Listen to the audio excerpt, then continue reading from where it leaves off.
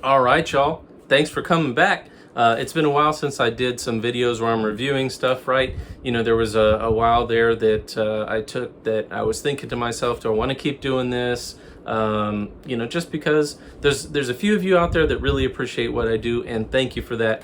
But there's a lot of negativity for no reason, right? I don't mind constructive criticism, by all means. Take apart everything that I'm doing, say, hey, you should do this, hey, you should use that, you should try this, you should do that. A lot of what I've done and the improvements that I've made for my channel have come from viewers and people, you know, constructively criticizing my stuff. I appreciate that, right? Because it makes me better, it elevates, and it makes me allow myself to make better content. So thank you for that. But the negativity, I could deal without that. If you don't like my stuff, nobody's making you watch it, right? But that's enough about that. Let's talk about what are we looking at today. So we're looking at this guy, which is a new amp to me I just got yesterday. So this is Mesa Mark III. It's a no stripe. It has a C+ above the power cord, which who knows what's up with that, right? Could be BS, could be from Mike B. We don't know, right? So one shout out I did want to give is to Mike Allen. He's been reaching out to me quite a bit lately, and that's what has kind of spawned me and or invigorated me to get back into making some videos, right? So just about the same time I started thinking, man, I should start making some videos, I get an email in my inbox, and this is super, super cool. It's Tim from Master Effects, and he says, hey, I saw your video of when you compared the EQF-2 to my PMEQ, and I made some revisions to the pedal. Do you want to test it out and do the comparison? And I said, hell yeah, let's do that, right? So thank you, Tim, for that. That's super cool of you, because this is, you know, I haven't had anybody reach out to me, and I've been trying to do some collaborations for years, right? So thank you. That's super cool. The other cool part is it doesn't affect my ability to show you the content, because the sound doesn't lie, right? How did I dial it in? I started off with the EQF-2. I found Flemming Rasmussens settings, the notes for Lepper Messiah, and I dialed that in, and then I turned some knobs and stuff until it sounded better to my ears. Then I did the exact same thing with the new revision on the PMEQ, and then I went back and forth with them, and I dialed them closer into each other. So when you look here, and there's some other cool external features on the PMEQ that we'll talk about at the end of the video.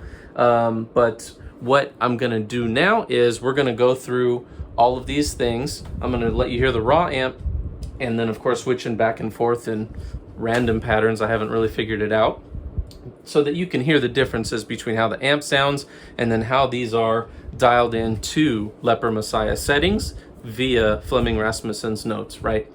So without further ado, let's get this thing started.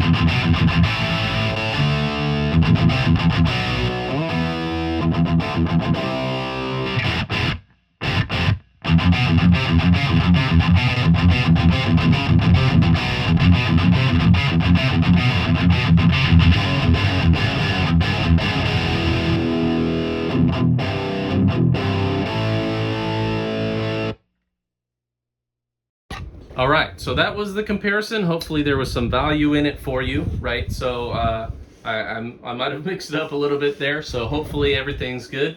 But what I wanted to talk about now is the extra external features, and I don't know if this is as a result of what I had said on my video. Maybe it made Tim think. If so, super cool. If you were already thinking about that, no worries, but check this out.